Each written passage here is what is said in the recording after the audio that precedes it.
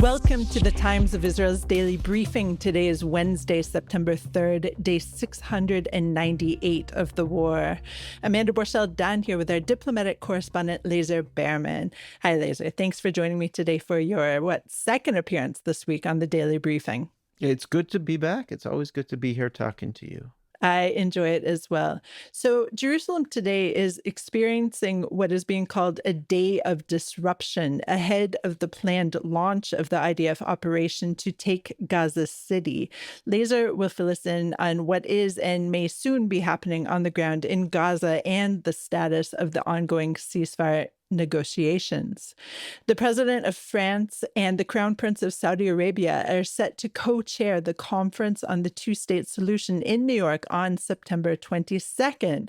However, the Palestinian side is so far unable to attend after the U.S. decided not to grant them visas.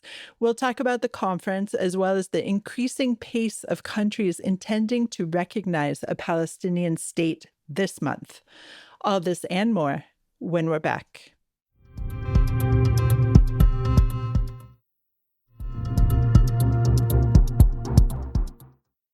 During today's day of disruption in the capital, protesters calling for a hostage deal have escalated their tactics, with an activist saying an extreme act is necessary to save the 48 captives.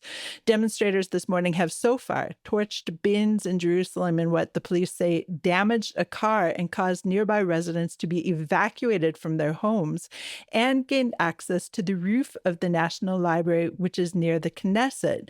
Hebrew media reports say that the car torched this morning in Jerusalem by these activists belonged to a couple with 3 young children, including 3-month-old twins, and the father of this family has served over 260 days of reserve duty in the IDF. There will be protests throughout Jerusalem today, so please watch our live blog for more updates. Lazar, let's talk about what is happening or could be happening in terms of any kind of ceasefire hostage release negotiations this week. There were reports that Minister Ron Dermer is indeed not ruling out a phased or partial deal. What do you know about what's happening? So there's not much happening. It's basically if Hamas wants to change what it's been saying and is willing to come much closer to the demands that Israel are making on it, which is end the war, release all the hostages, disarm, leave the Gaza Strip, then we could see a ceasefire. But since that's not very likely and that's not happening, and what has happened till now is that Hamas says we accepted the Witkoff proposal, more or less what Israel has been pushing for until this recent period, then what will happen is that this operation to take Gaza City will continue to move forward. For Israel, that there is a hope that this will really push Hamas to give in and to accept things that it hasn't accepted until now, and will really come close to basically giving up. But if it doesn't, then this is supposed to be the big final military push that, even though we've heard this in the past, that brings this war to some sort of conclusion. Now, in the background of all this is, of course, what Trump thinks and what Trump says. And we've been hearing a consistent message both from him personally, but also in leaks, is that he's fine letting Israel decide what they want to do. He's fine with them not taking a partial deal, if indeed there is one on the table. He's fine with them going into Gaza City, but he wants this to be done quickly. He wants this to end at some point. And not to drag on so they can get to the reconstruction phase and this doesn't dominate the first half of his presidency. Okay, Lazar, I've been away for a few days. So who is actually deployed in terms of Israel's negotiation team right now? Nobody. There's not any team any serious negotiators. Their main negotiating team is not in Doha, not in Cairo, hasn't been in a while. There are always ongoing contacts with the U.S., of course, with Qatar and with Egypt. So it's not like nobody's talking to each other in ours, and they're talking to Hamas. But I wouldn't call it negotiations. It's, the mediators continue to try to find some sort of breakthrough, some sort of formula, and even sending, low-level teams to Israel and vice versa. But I wouldn't say that there's any sort of talks going on that we could point to. Okay, so in the meantime, of course, some 60,000 reservists have been called up. And today, the IDF said that it is boosting operational and logistical preparedness for these reservists. We're talking about Operation Gideon's Chariots B, apparently the continuation of Gideon's Chariots that we were discussing for the past half year on the podcast. And over the coming weeks, troops will participate in open terrain and urban warfare exercises to strengthen readiness across the Gaza Strip.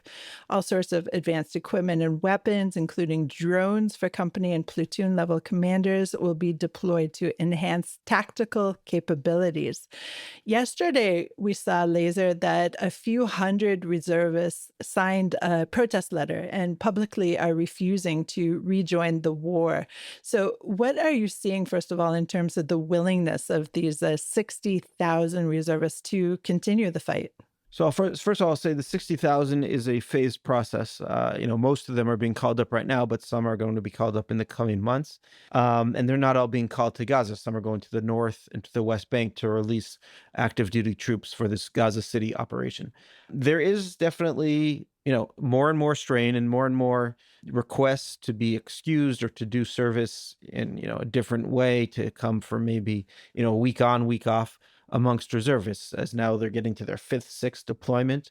It gets harder every time. You think that you're able to get back into your studies, to family life, back to your business or whatever profession you might have. And then 2 months later, you're called back. It gets harder and harder. So those requests have gone up. They continue to go up, but people want to serve. They're proud of serving. They want to win the war. They want to get the hostages back. But again, it does get harder and harder. But this is not getting in the way of Israel's ability to carry out the operation, but it is something that it has to keep in mind in terms of how it uses reservists and how long it uses them for. And it certainly has to be smart about it. And by all evidence, it is certainly something that the army is taking into consideration.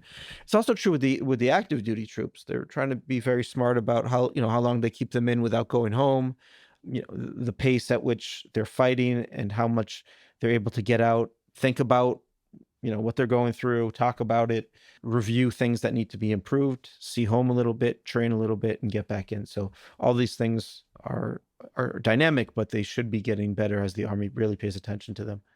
Do we know anything about the timing of the rollout? Because we were hearing, of course, October 7th, the evacuation orders for the Gazans was for October 7th, the very symbolic and charged date. But is it possible that the operation could roll out ahead of that date? Yeah, I mean, it's not going to be like someone's going to blow a horn and we've started the operation. There's troops operating in Gaza City. So Zaytun, let's say, is a neighborhood of Gaza City, but it's not the heart of Gaza City. Depends on a lot of things. What you're seeing with this call up and the training and the movement of logistical equipment and weapons is things that have to happen ahead of a massive maneuver in Gaza City. So things are absolutely in motion. It also depends how quickly civilians move out. So if they move out quickly, I think the operation can start more quickly. But if they don't, then it's going to slow things down. And Israel will have to figure out a way to do that without causing massive civilian casualties, which is something that I'm sure the soldiers don't want to do and would absolutely go against the Israeli interests as well. Let's go to a short break.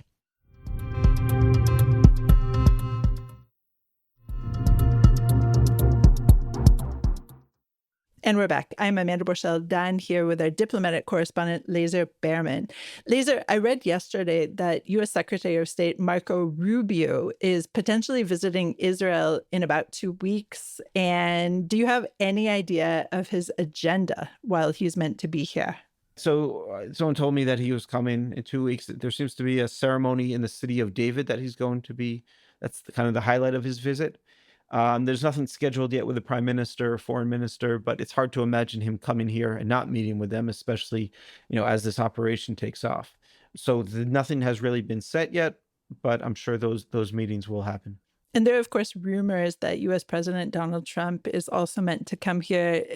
Are we still at the rumor level, Lazar? I'm sure it's going to come at some point. There's nothing set. What's more likely to happen in the near future is that while Prime Minister Netanyahu is in New York at the UN later this month, that they could find time to meet. I think that's much more likely. But I'm sure at some point, in the first half of his candidacy, that his term, that Trump will make his way to Israel. It's hard to imagine not, especially if there's some sort of end to this Gaza war. I mean, I could really see him coming here and doing a little victory lap as he likes to do. Okay, we all anticipate that this will happen soon, or at least hope that it may happen soon. Okay, Lazar, let's talk about Belgium, who is going to potentially recognize the state of Palestine at the United Nations General Assembly later this month. That's what, the September 23rd or so this month? So September 22nd is when there will be the French-Saudi hosted conference on a two-state solution. Okay, so the conference is on the 22nd, and let's talk about that as well. But the actual General Assembly begins a day later, I believe. And we're seeing this really domino effect, a ripple effect, at least, of countries that are at least stating that they're going to declare recognition of the state of Palestine. And I'm just wondering, from your experience of being at these General Assemblies, how do you see that playing out? I mean, what kind of format is that going to be? Well, every world leader there makes a speech. So I would imagine that at the conference, there will be a lot of attention and a lot of hullabaloo. And then it'll be a significant part of speeches. So the countries that are recognizing will talk about it, and also countries that have already recognized, Arab countries, etc.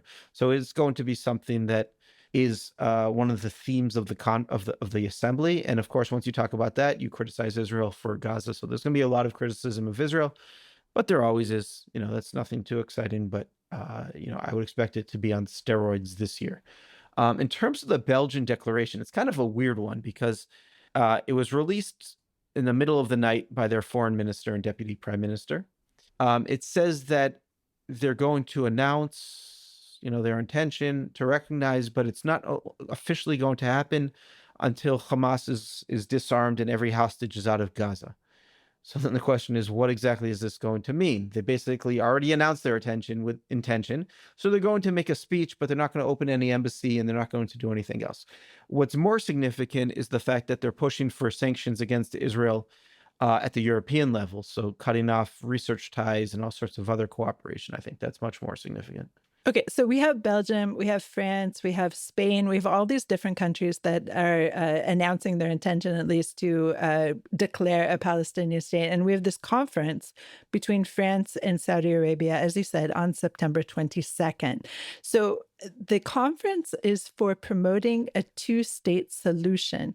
What do you expect to see at this particular conference? So they have these 8 working groups that are trying to push for different aspects of that two-state solution. So I'm sure there will be also more announced initiatives.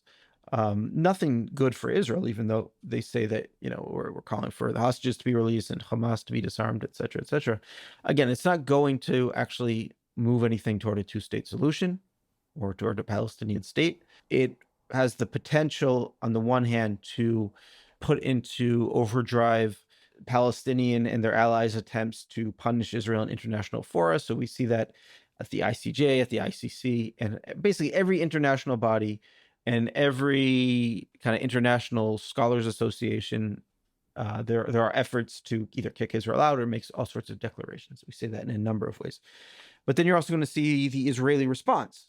So I think Israel has not decided exactly what they want to do. There's, on the one hand, the response against the country. So whether it's limiting diplomatic visas or forcing them to shut down consulates, that's on the one hand. On the other hand, it's what Israel will do to the Palestinian Authority. It's oftentimes that they punish this Palestinian Authority for these countries recognizing Palestine, which isn't totally unreasonable because, of course, it's done in coordination with the Palestinian Authority. An option is annexation of parts of the West Bank. That's something that is actively pushed by the right flank of Netanyahu's coalition.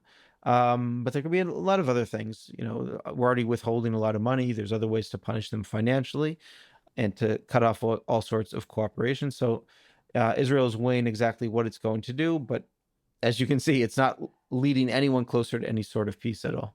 Right. And tomorrow there's meant to be a meeting between top ministers and aides to discuss the Israeli strategy for this two-state conference.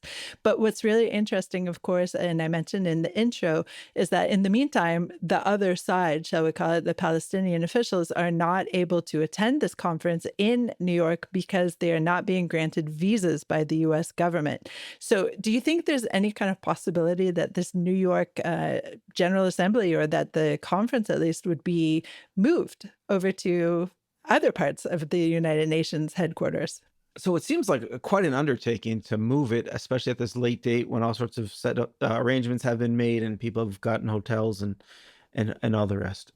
But in the 80s, when Yasser Arafat presented in front of the UN and the US wouldn't let him come in to do that, they moved it to Geneva. So there is a precedent here. Of course, it's with the Palestinian issue. What else?